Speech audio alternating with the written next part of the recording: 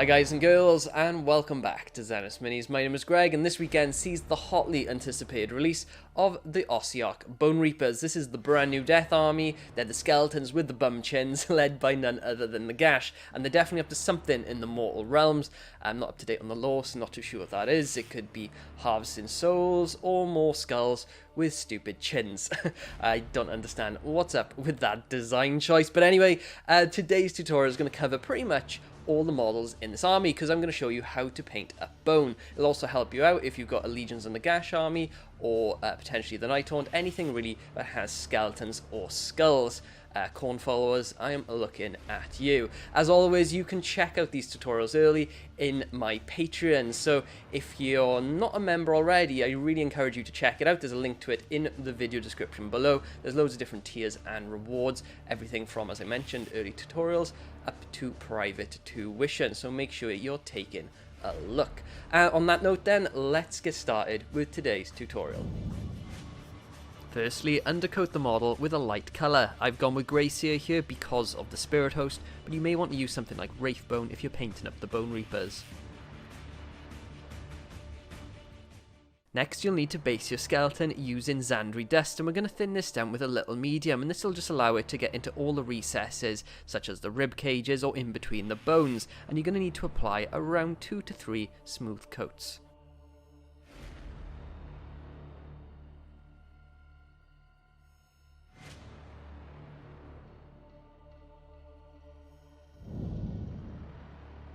Once the base coat is dried, apply a shade of Seraphim Sepia to all the bone areas, being careful not to get any onto the other parts of the model.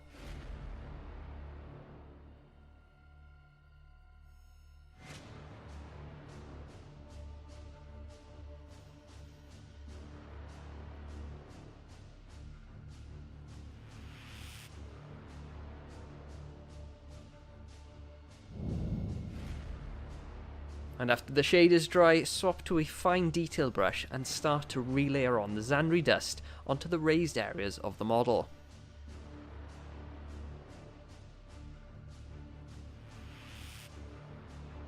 I've created a glaze here by mixing a decent amount of medium in with the paint, then started to feather it onto the model, blending it subtly in with the shaded areas below.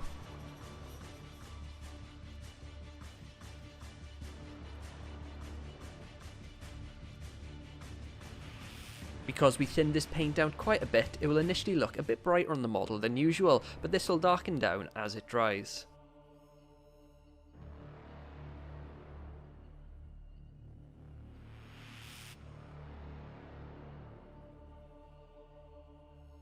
Take your time at this stage, but if you make a mistake, don't worry, because you can always glaze on some more Seraphim Sepia to correct it.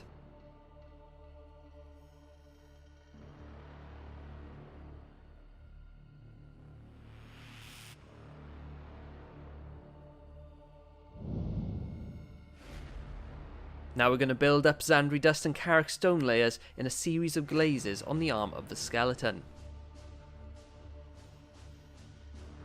Start by mixing around 1 part paint to 3 to 4 parts medium and layer on the Xandri Dust as just demonstrated. Again, take your time here and use a brush with a fine point to pick out the small details around the hands and the knuckles.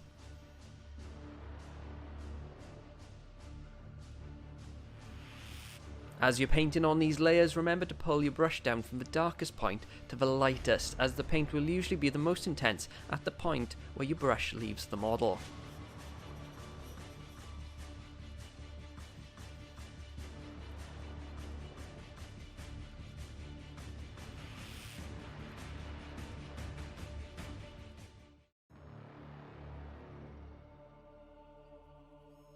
So guys, if you're liking what you're seeing so far, make sure you're liking and you're subscribing. Also check out the video description for links to my affiliates. That'll give you discount off models, and it really supports the channel as well.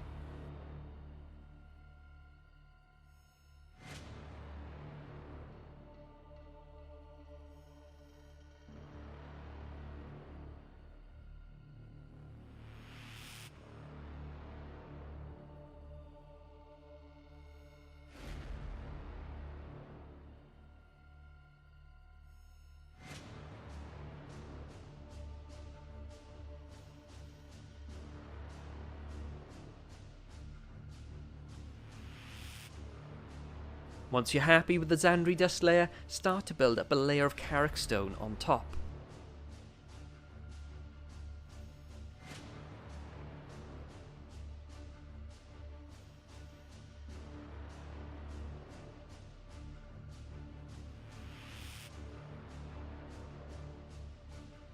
As you can see, the Carrick stone is notably brighter, but you can blend this in by reapplying glazes of Xandri dust around the edges of the Carrick stone.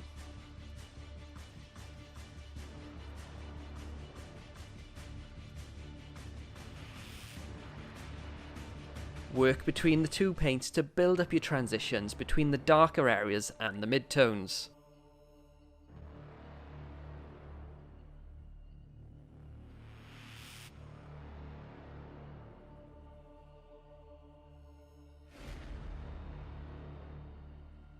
And now I'm going to apply the exact same process to the rest of the arm, so carry on watching here if you want to check out the technique, or if you want to hear me talk through the highlights, just skip ahead to that section.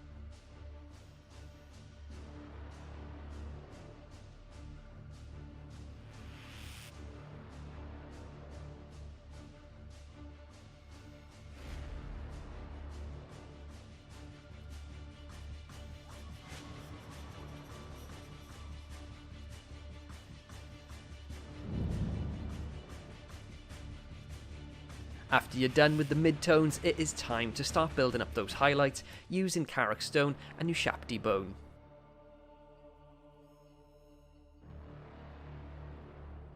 We're going to be following the same process as before, so make sure you're building up the lighter paint at the sharpest point of each section of bone, and then returning with the Carrick stone to blend it in.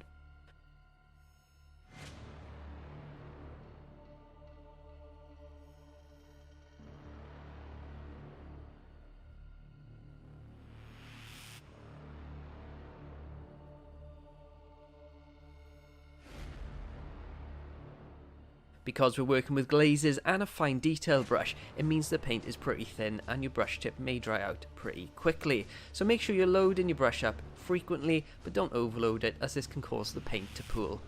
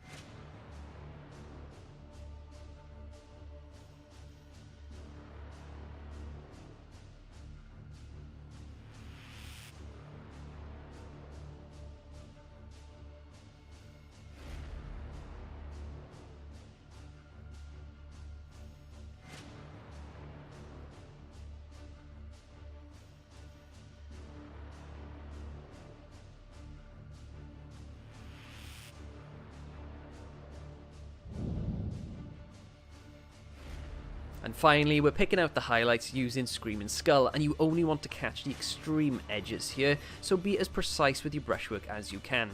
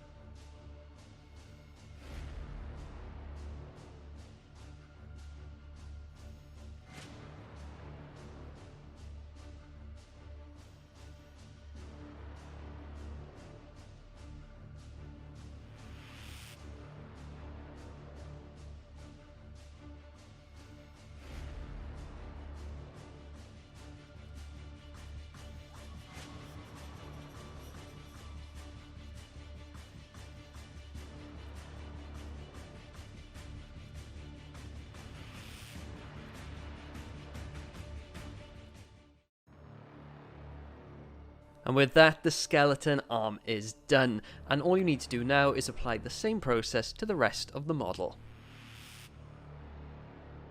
Guys, that is the end of today's tutorial. Really hope you've enjoyed. If you have, drop me a like, leave a comment below, let me know what you think, and don't forget to subscribe as well. When you do, make sure you click on the bell icon, because that just means you'll be notified every single time I upload a brand new piece of content. As I mentioned at the start, don't forget to check out my Patreon as well. There's a lot of awesome rewards and benefits for you guys, but also all the support really helps me invest in the channel, up my game when it comes to content creation, which means better tutorials for everyone out there. So thank you to all the patrons so far. I'm really looking forward to growing that in the future. So that is it for me today. Thank you for watching. Take care, and I'll see you next time.